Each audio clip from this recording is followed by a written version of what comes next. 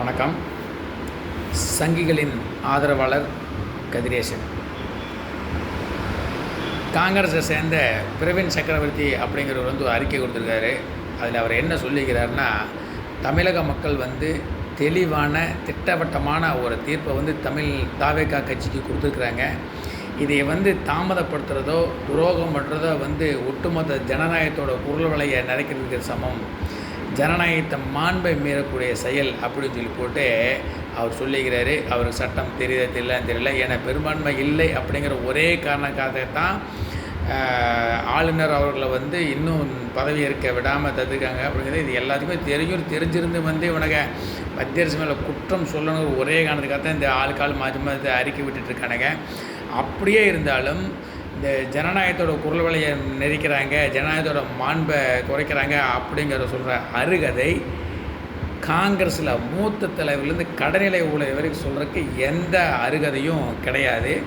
நான் ஏன் இதை சொல்கிறேன்னா, 30-40 வருஷத்துக்கு முன்னாடி நடந்த காங்கிரஸுடைய வரலாறை கொஞ்சம் திரும்பி பாருங்கள். இப்போ இருக்கிற ஒரு 15-20 வயசு இருக்கிற பசங்களுக்கு அதை பற்றி தெரியாது. ஒரு 40-50 வயசுக்கு மேலே இருக்கிறவங்க எங்களுக்கு எல்லாத்துக்குமே காங்கிரஸோட வரலாறு தெரியும்.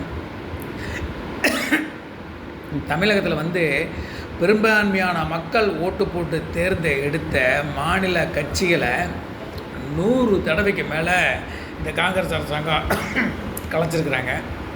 என்ன காரணத்துக்காக கலைச்சாங்கன்னா, சட்டம் ஒழுங்கு சரியில்லை அப்படின்னோ, இல்லை ஊழல் புகார் அப்படின்னோ, இல்லை சரியாக அவங்களால ஆட்சி நடத்த முடியல அப்படிக்காக அவங்க கலைக்கலை.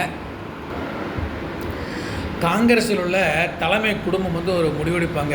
அவங்க நாட்டுக்கு தேவையானதா அப்படின்னு சொல்ல முடியாது. அவங்களுக்கு தேவையான முடிவுகள் எடுப்பாங்க, அவங்களுக்கு தேவையான சட்டத்திட்டங்களை போடுவாங்க, அவங்க குடும்பத்துக்கும் அவங்களுக்கு தேவையான வருமானம் வரக்கூடிய மாதிரி சட்டத்திட்டங்களை போடுவாங்க. அந்த சட்டத்திட்டங்களை அனைத்து மாநில அரசுகளும் ஏற்றுக்கணும். அப்படி ஏற்றுக்காத மாநில அரசை வலுக்கட்டாயமாக அந்த மாநிலத்து மேலே ஏதாவது ஒரு குறை சொல்லி அந்த மாநில அரசை காய்ச்சிடுவாங்க. இது 100 தடவைக்கு மேலே காங்கிரஸ் ஆட்சியில் நடந்திருக்குது. இது பார்த்துருக்கோம். இது வரலாற்று உண்மை. இவங்க கலைச்ச மாநில கட்சிகள் அனைத்துமே 6 மாதம் கவர்னர் ஆட்சிக்கு அப்புறம் மறுபடியும் தேர்தல் வைப்பாங்க. அந்த தேர்தல் வைக்கும்போது இவங்க எந்த கட்சியை கலைச்சாங்களோ அதே கட்சி அந்த பழைய பெரும்பான்மையுடைய ஆட்சியில் வந்திருக்குது. இதுலேருந்து என்ன தெரியுதுன்னா, மக்களுக்கு அந்த ஆட்சி மேலே எந்த அதிருப்தியும் இல்லை. காங்கிரஸோட தலைமைக்கு மட்டும்தான் அந்த மாநில தலைமை மேலே அதிருப்தி அப்படிங்கிற நம்ம பார்த்துட்டு இருக்கிறோம். இந்த அதாவது மனித மாண்பை மீறுறாங்க, துரோகம் பண்ணுறாங்க, மக்களுக்கு அநீதி இழைக்கிறாங்க, பெரும்பான்மையான மக்கள் ஓட்டு போட்டவங்களோட மதிக்க மாட்டேங்கிறாங்க அப்படிங்கிற சீன் போடுற வேலையெல்லாம் தமிழகத்தில் வேண்டாம். இது குழி தோண்டி புதைக்கக்கூடிய கட்சி. ஏற்கனவே ஏகப்பட்ட மாநிலத்தில் காங்கிரஸை புதைச்சிட்டாங்க.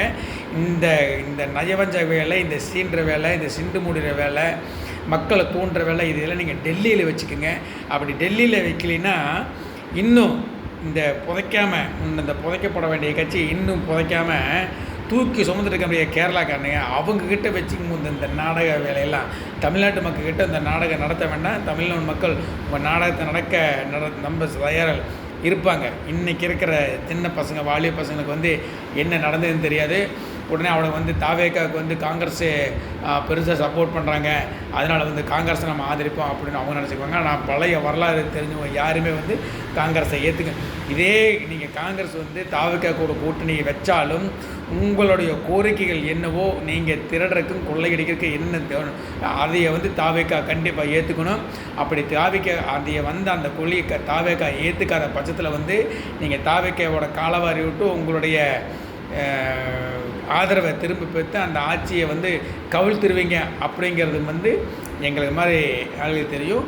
அந்த சின்ன பசங்களுக்கு தெரியாது. அவங்களும் நல்லா தெரிஞ்சுங்க. காங்கிரஸ் மிகப்பெரிய ஒரு துரோக கட்சி.